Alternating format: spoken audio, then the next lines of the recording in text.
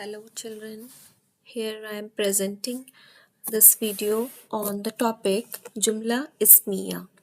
I have written this definition in the easiest way possible which you can understand easily in your simple words that Jumla Ismiya is a Jumla or sentence. Jumla means a sentence, okay, which starts with Ism.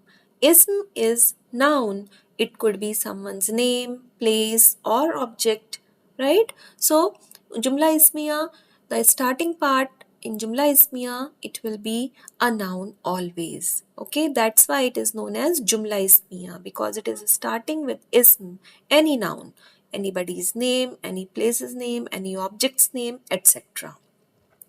And we have two parts in Jumla Ismiya. First part is called Mubtada and second part is known as Khabar. So what is Mubtada? Mubtada is the first part of the Jumla whose description or news is going to happen with the next word is going to be described. You can say is going to be described. So you can remember easily. And in Mubtada, it could be a common noun, as I have told you. It could be an object, it could be someone's name. Okay, Mubtada can be anything, but 100% it will be a noun because we are talking about Jumla Ismiya and the starting part should be a noun. So Mubtada is the first part of Jumla Ismiya whose news or whose description is going to be described with the next word. Then the next word is khabar. Khabar exactly is a description or news of mubtada of the previous word, right? You will understand with the examples. So khabar is actually a description. Here you can see and you can understand inshallah with the examples. Examples of male, mudhakkar. First thing you should remember when it is starting with any noun. So the first part, the mubtada will be having alif lam. Al waladu mujtahidun and it will be in rafa in the usual halat.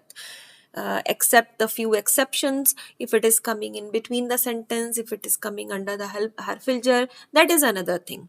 Okay, but in the usual way, the mubtada is marfu', al waladu, and khabar is also marfu' but with the tanween. So al waladu mujtahidun. This will be the composition of the sentence. Mubtada will be having alif lam and khabar won't be having alif lam, rather it will be having a tajweed. Okay, this is a normal sentence. Now you can see if any jumla ismiya is described with haza. Okay, so simply haza will be inserted and the same composition will be present. Al waladu mubtada with alif lam and khabar without alif lam.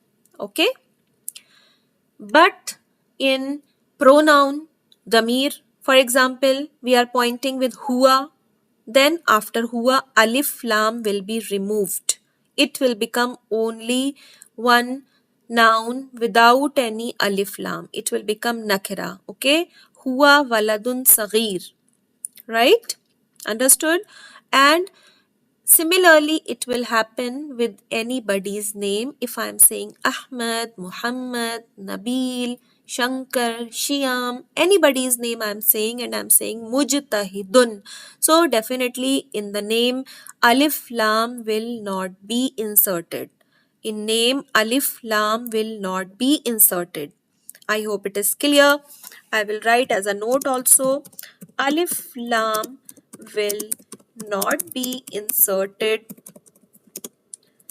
with someone's name. This is a rule you should remember. Okay. So I hope with the examples it is a bit clear. Al waladu mujtahidun. Alif lam is there in mubtada, but in khabar alif lam is removed. Rather tanween is used. Haza al waladu mujtahidun. In the haza or zalika, alif lam is there. The same composition of the sentence is there, and in khabar, similar way, tanween is used without any alif lam, definitely, because when tanween is used, then this is 100% alif lam will not be used. Okay. Huwa in the pointing pronoun, not pointing actually, in the damir, huwa or hiya, we will not use alif lam. Okay? In the name also, we will not use alif lam. Okay? For example, Ahmad, Muhammad, Shankar, Shyam, many names I have told you. Now you can see the examples of female. You can see the examples of female. Female is also female is known as muannas in Arabic. So the examples are al bintu mujtahidatun. The girl is hardworking. Okay. Al madrasatu kabiratun. The school is big. Al bint, we know that it is a girl, so definitely ta marbuta will be used. Here we can see ta marbuta is there, so we will use ta marbuta in khabar. In muzakkar, there was no ta marbuta, there was no sign of muannas, so we have used khabar as a normal without any muannas alamat. Okay, but in muannas we have alamat either by meaning or by ta marbuta or maybe by alif mamduda. So we have to use the khabar with muannas composition only. For example, al madrasatu kabiratun, hiya bintun saghiratun, fatimatu mujtahidatun.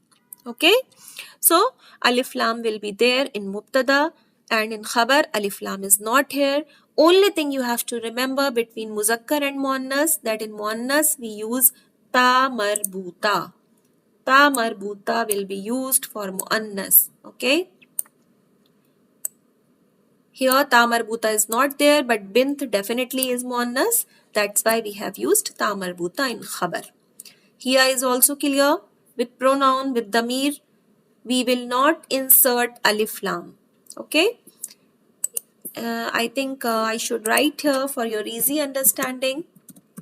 With pronoun, we will not insert alif lam on mubtada, but usually we insert.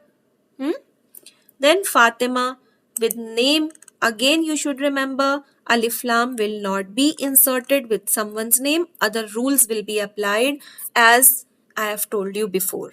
With ta marbuta is there. I have highlighted in the previous example also to show you. So I hope it is clear. Just a quick recap. Jumla ismiya is a sentence which is starting with the noun, any object's name, any person's name, any place's name. It could be any noun. And the first part of the Jumla ismiya is known as mubtada, and the second part of the Jumla ismiya is known as khabar.